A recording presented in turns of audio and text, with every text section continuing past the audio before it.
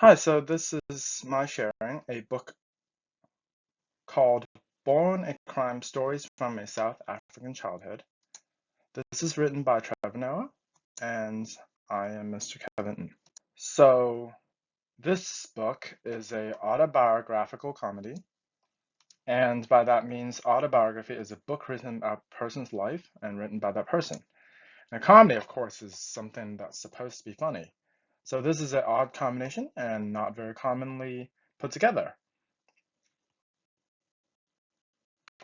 So this book, of course, is about Trevor Noah, and Trevor Noah is a comedian, so you can link the lines why this book is a comedy, because he is supposed to be a funny person.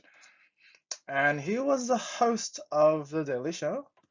This is a late night talk show, so late night talk show, usually you have guests, and usually you try to make it entertaining, funny, and to link a lot of current news together. And that's kind of what it is.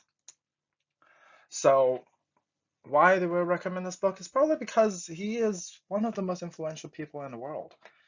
Being black, having a very multi background, makes him a very interesting person to deal with. So this book is about Trevor's childhood during apartheid. So apartheid is a system of institutionalized racial segregation in South Africa. So what is racial segregation? Basically, you separate the different classes of people based off their skin color.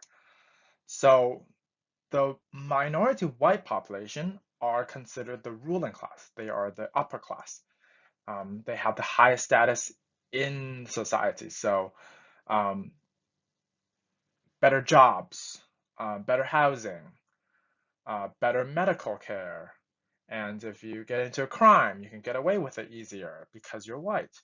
And then followed by Indians, colored, and black Africans. So you may be thinking that's kind of crazy. You're in South Africa, and blacks in Africa are considered to be the lowest class.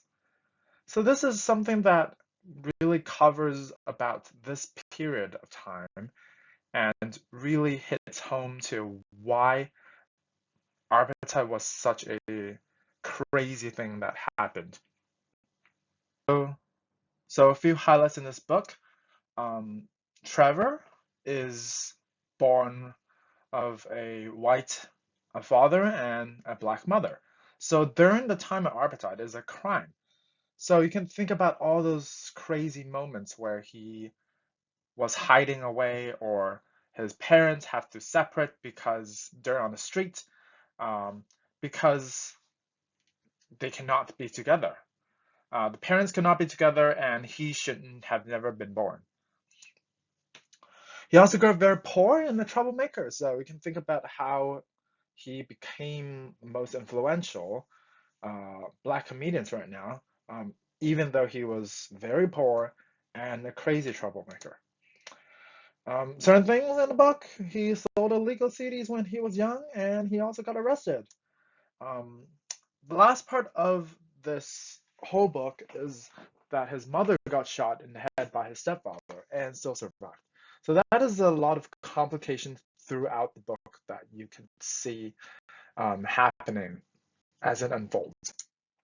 So who should read this book?